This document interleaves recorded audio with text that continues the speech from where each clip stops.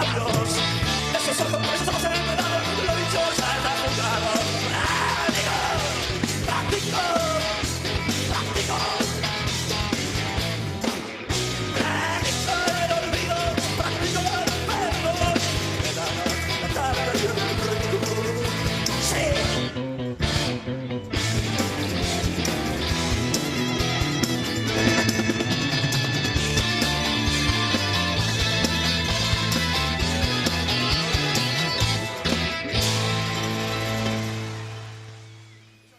Buenas tardes, ¿cómo les va? ¿Qué tal? ¿Cómo ¿Cómo andan? va? ¿Otra vez nos sorprendió? Empezamos por otro lado hoy. Bienvenidos a Puro Cuento, un streaming de pura letra en el que hablamos, pensamos, discutimos a partir de la literatura y hasta donde nos lleven las palabras. O lo intentamos. ¿Hasta dónde nos llevan las palabras? Estamos en el aire ya, ¿no? Algo de música, algo de cine, pero sobre todo lectura, porque somos lectores. Antes Mirá que qué nada. perfil, Gentiletti. Antes que nada somos lectores y como siempre tenemos una palabra disparadora. En el caso de hoy es aire. Así Mire. es. Sí, señores. Lo que dice ahí, mirá, Ahí está. Porque Mirá, estamos un en el cartelito aire. rojo. originales, como siempre. ¿Con qué se relaciona o cuál es la poética que se despliega a partir de lo aéreo? Esta es una de las preguntas que nos hacíamos mientras armábamos este programa. Así que vamos a traer esto, tramas, personajes, poemas que están disparados a partir de imágenes o metáforas de lo aéreo. Uno de los elementos fundamentales, ¿no es cierto? Bueno, Vitales. ya hemos transitado por agua, ahora aire. ¿Tiene algo que ver el agua con el aire? Totalmente. ¿cómo Yo no? después lo retomo, si querés. ¿eh? Dale. Silencio, Sí. expectante. ¿Quién empieza? Yo, voy a Dale. empezar yo. Porque les traje este libro de Liliana Ancalao, que se llama Resuello. Que el resuello, para los que no saben, es como una respiración agitada, como un de fuelle, ¿no? Liliana Ancalao, una poeta de la Patagonia. Poeta de Comodoro Rivadavia, es ella de Chubut. Es descendiente de mapuche, es mapuche ella. Y este libro en particular reúne el poemario Mujeres a la intemperie y un ensayo que se llama Andás bien. El libro lo particular que está escrito en dos idiomas, ¿no? Es bilingüe, está escrito en mapuzungún y en castellano. Pero quiero rescatar acá de Mujeres a la intemperie. Voy a recuperar un fragmento de Las mujeres y el viento, porque ella divide en tres partes el poemario, que es Las mujeres y la lluvia, Las mujeres y el frío y Las mujeres y el viento. Y quiero leer un fragmentito, ¿no? de este poema. Dice así: como un tremendo viento dicen que fue el malón, un torbellino en contra de los días, y eso que los antiguos eran duros, como rocas, firmes. Ahí quedó su sangre desparramada, me decías, abuela, y tu recuerdo es el lago al que me asomo para sorber un trago. Y aquí hasta la noche se ha opacado, el viento ruge, arrancando hasta las ganas de quedarse seguro que las lomas quedaron peladitas.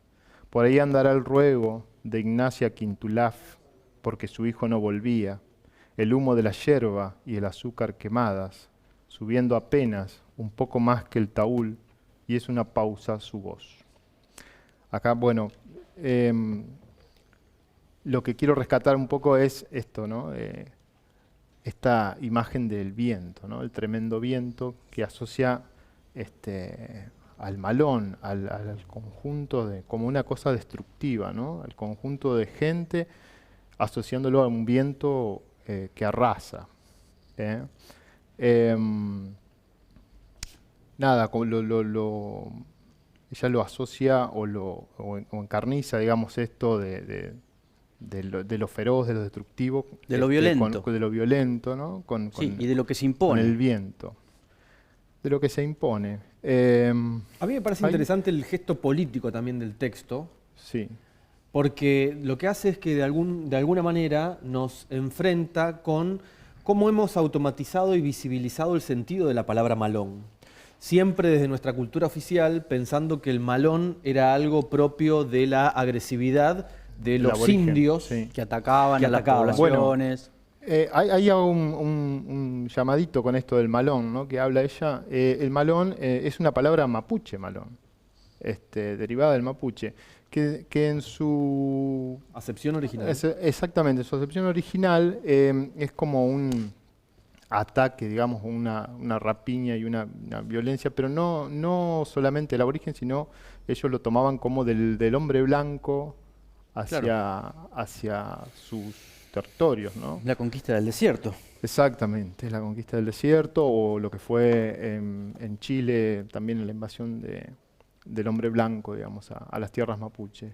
Después se castellanizó, digamos, el término y se tomó esa acepción, digamos, como que mutó la acepción o lo tomamos nosotros como esta acepción de que fuera un ataque aborigen, digamos, hacia el hombre blanco. Pero en sus comienzos fue así. Pero lo que más quería rescatar es esta personificación, digamos, que hace del viento, ¿no? De como algo feroz o algo que invade algo, ¿no? Y que se lleva todo por delante. El viento siempre vuelve, reitera a lo largo de todo. El viento siempre como vuelve. algo inevitable. Exactamente.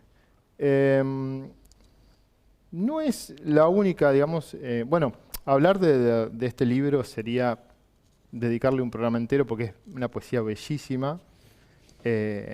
A mí más toda su poesía, y conociendo a Liliana que nos estuvo visitando aquí en Rafael hace un tiempo, la hemos traído invitada. Yo cuando lo escucho leer y leer en su idioma original, digamos, es como una brisa más que un viento, escucharla a Lilian leer. Pero bueno, no digo, esto toman como la muchedumbre como un viento, ¿no? También lo hace Eduardo Gudiño Kiefer, del que voy a hablar ahora, que, bueno, una cuestión totalmente distinta. Eduardo Gudiño Kiefer, en este libro, que se llama No son tan buenos tus aires, tiene un cuento en particular que se llama Chau Chau Orfeo. Eduardo Gudiño Kiefer es un autor esperancino que a mí me gusta muchísimo y por ahí me regodeo de tener toda su obra. Muy bien. Es muy prolífico. Y, Se regodea. Lo que quiere. El hombre que no completaba las frases. Sí. Cada cual se regodea en lo que quiere. En lo que quiere. O en lo que puede. En lo que puede más que ¿Y qué nada. relación hay entre el texto de Gudiño Kiefer con esto que trajiste de Liliana, Franco? Bueno, esto también de tomar a la muchedumbre como un viento. Ajá. A tomar al conjunto de gente como un viento en todas sus formas. En un cuento que tiene, esto es una recopilación de cuentos que van del año 69 al 83, y tiene un cuento que se llama Chau Chau Orfeo, que el relato en sí toma el mito de Orfeo y Eurídice, ¿no? De la mitología griega, y lo que hace es, bueno, la historia cuenta un poquito un estudiante de filosofía, ¿no? Que se dedica, así de un día para otro, se presenta, le dan unos segundos de aire en la televisión y se presenta para hacer rock, para hacer música. Y tiene como una explosión así gigante, es una aceptación tremenda, lo agarra un productor y le dice, yo te voy a hacer buenísimo. Pero el tipo es muy tímido, entonces no mira al público. Crece tanto su popularidad que en uno de sus últimos escenarios, en su último show, él siempre siente al público como si fuera un viento, ¿no? En todas sus formas. Ahora está tranquilo, cuando aplaude es como que el viento se empieza a mover, como que el viento es una brisa, ¿no? Todo lo asocia con el viento. Y en el último recital, en su última canción, ¿no? Que es su canción más famosa, como que el viento empieza a huracanarse, ¿no?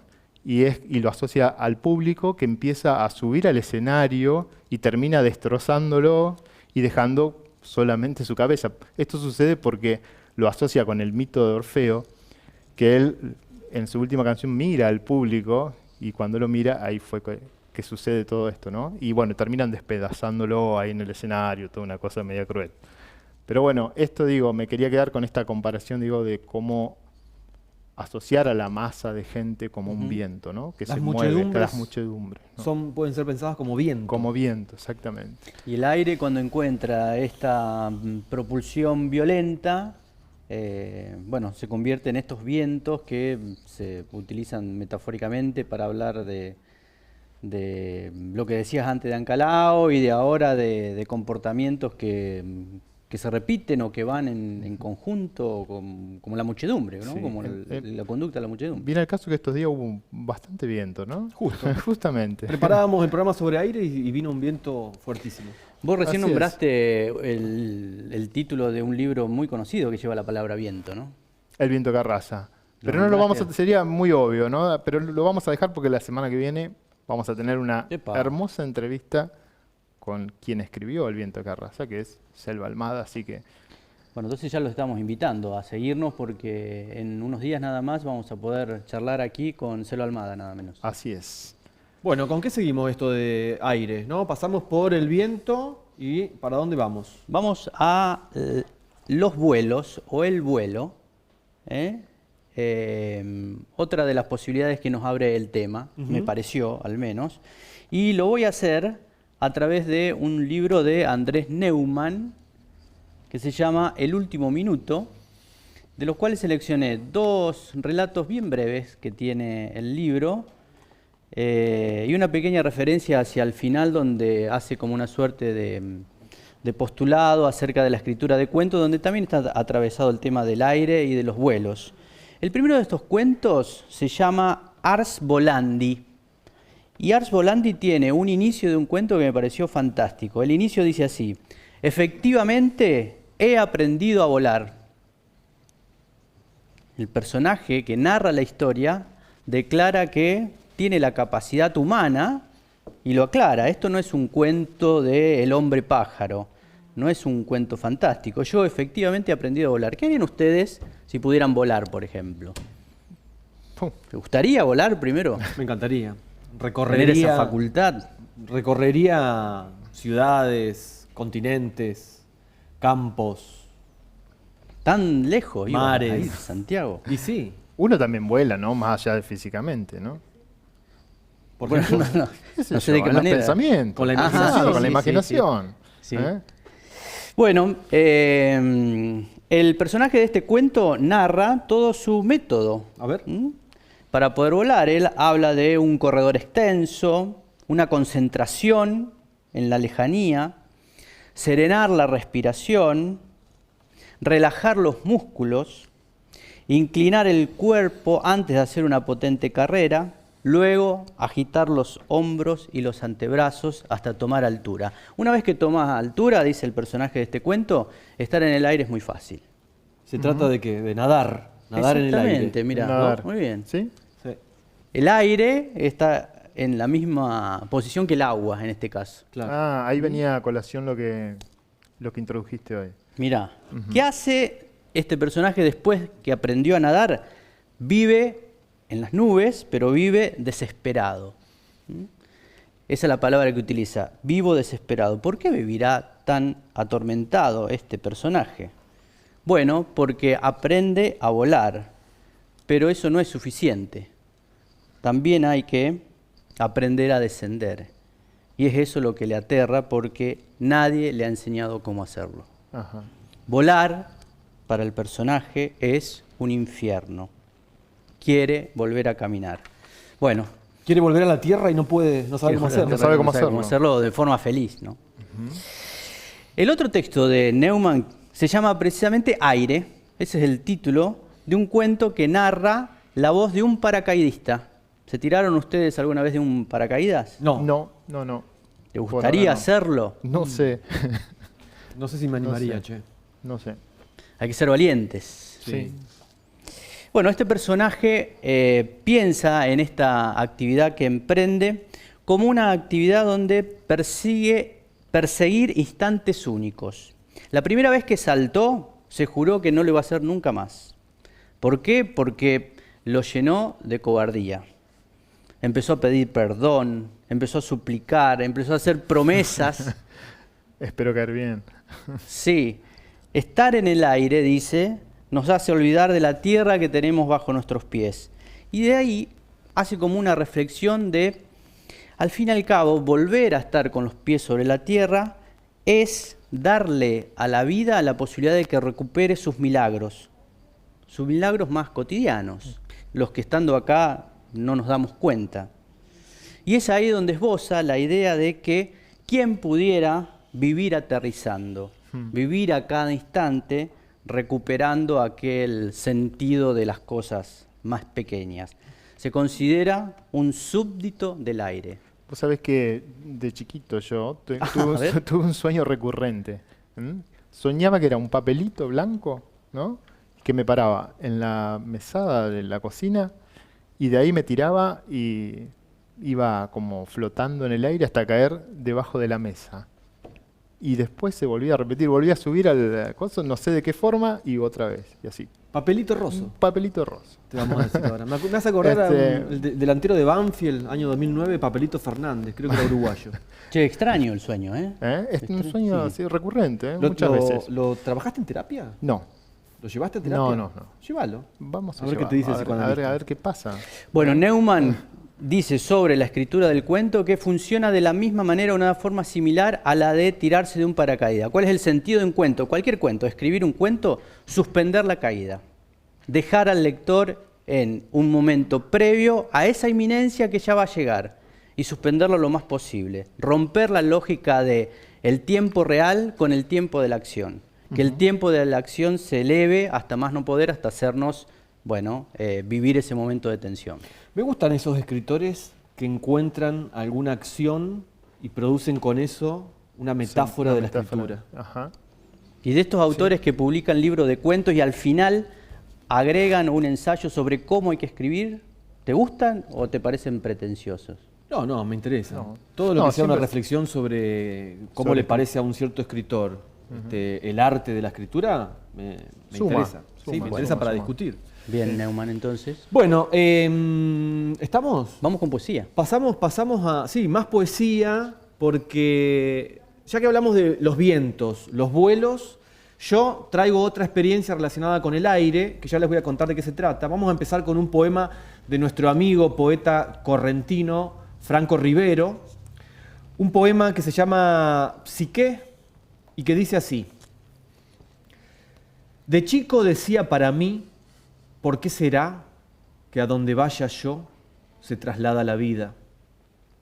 También me preguntaba qué era eso de despertarme y sentir algo que se despierta conmigo, como dentro de mí. Sentía el alma. Lo supe cuando el tío Basilio me enseñó la palabra espíritu. Y yo le pregunté qué era, y me dijo, es el alma, todos la tenemos. ¿Y cómo es? Como aire, dijo, como aire. Entonces respiraba con miedo cada vez que me daba cuenta de que respiraba. Tenés que tomar aire antes de zambullirte, me decían, para tener más alma, pensaba yo. Y era lindo andar por debajo del agua con un alma más grande. Bueno, Bellísimo. este poema de Franco Rivero me hizo pensar y me hizo obviamente poner en una misma sintonía el aire con el alma, ¿no? De hecho, comparten raíz etimológica las palabras alma y aire. Y hay toda una tradición filosófica, también religiosa, ¿no? Por ejemplo, dentro de los presocráticos, allá por el siglo VI antes de Cristo, en Grecia estaban distintos filósofos que son los que empezaron a pensar y a fundar la filosofía, como Tales, Anaximandro o Anaxímenes, que estaban preocupados por buscar la arjé, que es el principio fundamental de todas las cosas. Anaxímenes es el que propuso esto de que el principio fundamental, el elemento fundamental es el aire. Y después esto también me parecía interesante, ¿no? Cuando el protagonista del poema, el yo del poema, dice que antes de zambullirse, de tirarse al agua, tomaba aire o respiraba más fuertemente para tener más alma, me hizo pensar en un tema prestigioso dentro de la literatura, como es la inspiración, ¿no? La inspiración poética. ¿Qué escritor no ha escrito sobre la inspiración? No ha reflexionado sobre la inspiración. Podríamos pensar que el acto, la acción concreta de tomar aire es la inhalación, ¿no? Pero bueno, la inspiración también es tomar aire. Sí, Ahora bien, cuando uno está inspirado, no solamente está lleno de aire, también está lleno de sentido. De alma. O tiene el alma más grande, Exacto. ¿no? Entonces me hizo pensar en esto. Vamos del viento a los vuelos y me hizo pensar en la inspiración. La inspiración como una especie de zona de la literatura que tiene que ver con lo aéreo, con el aire.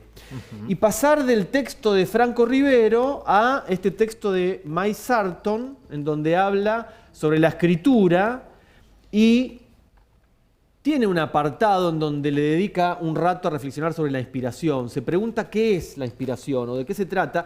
Y en una tónica un poco más racional habla de que la inspiración es un estado mental. Ajá. Nada de esto de que muchos escritores han dicho por ahí como algo más metafísico, más supersticioso. Como una musa que cae. Como una musa que cae, que me inspira. No, no, no. romántico de él. Ella habla sobre la inspiración como un estado mental y que el escritor tiene que construir mecanismos para poder lograr o acceder a ese estado mental, que es un estado como de imantación con el mundo, con todo lo que lo rodea, ¿no? Una conexión fuerte, digamos. Lo cotidiano, cualquier objeto, poder encontrar en lo familiar lo extraño y en lo extraño lo familiar. Ese estado de imantación, ¿cómo lo logra ella? Bueno, lo logra bancándose la soledad y ciertas horas vacías en el medio de la ajetreada vida de nuestra civilización. Soportar cierto vacío para poder entrar en ese estado de imantación, que vendría a ser como la inspiración, y luego poder permitir que la escritura pase a través de uno. Una suerte de tomar aire de la cotidianidad. Sí, porque escribir literatura, sobre todo la poesía, ¿no? No se trata como de un acto voluntario, volitivo. Uno no escribe un poema cuando quiere, sino que de la mano de la inspiración poética, el poema viene cuando él quiere. Y de lo que se trata es de uno poder lograr ese estado de imantación para que el poema se escriba a través de uno. Y cierro con este texto de Bachelard, de Gastón Bachelard, El aire y los sueños. Bachelard es una especie de prócer para los poetas porque escribió estudios y ensayos sobre distintos elementos fundamentales. Tiene un libro sobre el fuego, otro sobre la tierra, otro sobre el agua y uno sobre el aire. También escribió sobre el tiempo, sobre la poética de la espacialidad. En este texto lo que explora Bachelard es cómo las imágenes de lo aéreo producen en el poeta una resonancia poética justamente, ¿sí? Y habla también, le dedica el último capítulo, bueno, entre paréntesis, dice algo que me sorprendió muchísimo, que es que el poeta del aire es Nietzsche. Mirá. Que me sorprendió, porque Sí. Nietzsche uno lo podría pensar más como un escritor más bien como del fuego, Sí, de la tierra, ¿no? Con totalmente. ese estilo aforístico, por momentos muy agresivo, Sí. muy colérico incluso. No, Bachelard dice que Nietzsche nos conecta con las imágenes de lo ascensional, de la altura. Por eso es el poeta del aire, o el pensador del aire. Y termina hablando sobre un elemento bien concreto que tiene que ver con la poesía, que está muy en relación con la inspiración poética, que es la respiración. Sí. Todo poema respira. Exactamente. Y todo poema tiene un aliento particular, ¿no? El aliento particular que tiene un poema y que hace a su respiración, bueno, lo podemos pensar como en relación con el aire, cómo lo aéreo está dentro de los versos o va Metiéndose, surcando. entre los versos y construyendo el aliento particular del texto. Y probablemente sea aplicable no solo para la poesía. ¿Cuántas veces hemos dicho, De dale largo. aire al texto, en la narrativa, o Texto dale de aire largo al- aliento. Bueno, sí, o darle aire a los personajes. Fontana Rosa decía que cada vez que él agarraba un libro, lo primero que hacía era hojearlo a ver cuántos diálogos había, cuántos espacios en blanco había. Y dejarle lugar a los personajes que hablen, dale aire. Ujú. Sí, esto de Bachelard me hace acordar un poco al asesor Tortugo que nos ha traído Buah. este libro, nos ha recomendado este libro, ¿no? Bueno, Bueno, una película que tenga de protagonista a un escritor y que esté relacionada con vuelos. O al revés, alguna obra literaria que tenga relación con vuelos o personajes que vuelan. Fácil. A ver. Personajes de la literatura infantil, por ejemplo. Peter Pan. Peter Pan. Ah, Peter la Pan pegué. es una obra donde el vuelo atraviesa todo el relato. Claro. Y hay una película que está destinada a retratar la vida de J.M. Barrie, que es el autor de Peter Pan. La película se llama Descubriendo Nunca Jamás, tiene algunos años. Está protagonizada por Johnny Depp, que precisamente interpreta al autor de la obra. Bueno, la película muestra cómo se inspiró el autor en crear toda la fantasía de Peter Pan, que fue en una plaza. Se sentaba a escribir en una plaza. ¿Ustedes escriben en plazas? No, ¿Espacios públicos? No puedo. En una plaza es donde encuentra a esta familia, una mujer viuda y sus hijos. Eso es lo que muestra la película, al menos. De la cual él toma para poder hacer todos estos protagonistas y el propio Peter Pan. ¿Qué es lo que tiene de interesante esta película sobre el proceso de escritura? No lo vemos, salvo en una escena muy puntual, muy chiquita, no lo vemos al escritor en su espacio de trabajo, en su escritorio, no lo vemos escribiendo, no lo vemos frente a su papel, sino que vemos el proceso creativo de un escritor. Ajá. Esto de salir y ver cómo detrás de unos chiquitos saltando arriba de sus camas puede aparecer una ventana que se abre y un vuelo que se inicia. Es como meternos en la cabeza del escritor cuando está imaginando El proceso su creativo. obra y lo que puede llegar a Ajá. ser después su libro. ¿Le gustó? Hermoso. Yo veía los dibujitos de Peter Peter Pan, Pan, de sí. chico. Sí. Sí, muy lindo. Me daba lástima que el Capitán Garfio nunca pudiera agarrarlo a Peter Pan. Pero bueno, un poco esa imaginación, esa fantasía sádica que uno tiene, que vaya a saber de dónde la trae, ¿no? Voy a trabajarlo en terapia eso. Sí. Por favor. Podríamos preguntarle la semana que viene a nuestra invitada a ver cómo es esto de los procesos creativos, ¿no? Hoy tenemos tu sección con Menardi. Hoy tenemos a Alejandro Menardi con nuestras canciones basadas. ¿Lo escuchamos? ¿Lo vemos? Mucho antes de que Netflix vuelva a poner El Eternauta de moda, el rock independiente argentino ya le había rendido un homenaje. En 2011 apareció Los Sellos, un disco donde distintas bandas compusieron canciones inspiradas en la obra de Oesterheld. Cada grupo eligió un momento distinto de la historieta, y una de las canciones más logradas fue En el aire de La Patrulla Espacial. Flota un veneno en el aire y algo en el aire obliga. Porque en El Eternauta, el verdadero enemigo no era un monstruo, era el aire. O mejor dicho, la nieve mortal que caía sobre Buenos Aires y convertía algo tan cotidiano como respirar en una amenaza. Todos tenemos en la sangre. La patrulla espacial no intenta resumir la historia. Hizo algo más interesante. Compuso una canción que transmitía esa sensación de incertidumbre, de silencio y de peligro invisible que atraviesa toda la obra. La misma enfermedad. Por eso elegí En el aire para este segmento de canciones basadas, porque no solo está inspirada en El Eternauta, sino que también logra convertir una de las ideas más poderosas de la historieta en ese rock clásico que tanto amamos los argentinos, y demuestra que mucho antes del fenómeno de la serie ya había músicos argentinos encontrando nuevas maneras de cantar esta historia. Y estoy perdido en tu ciudad.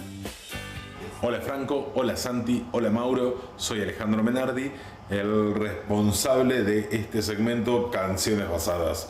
Si les gustó lo que vieron, traten de seguirme en @menardisounds.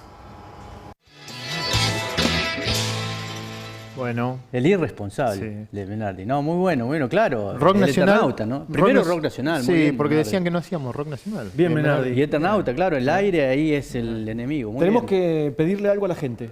Sí. ¿Qué? Que nos sigan. ¿A dónde, Mauro? En @purocuento_stream. Que den like En Instagram, También Y que sigan en YouTube. ¿Mm? en YouTube, que se Ah. suscriban al canal. de Pura Letra. ¿Y qué más? Y que también sigan a las cuentas de Franco Rosso, de Santiago Arracia, Arracia. todo escribe, Todo escribe. M. Gentinetti. ¿Qué más tenemos que anunciar? Tenemos que decirles que por favor vean la semana que viene la entrevista que vamos a hacer con Selva Almada, una escritora de las más importantes de nuestra literatura. Así que eso. ¿Algo más? No, nos vamos así flotando, para no quedar aquí. Cuídense, sean felices, lean mucho y nos vemos la próxima. Esos ojos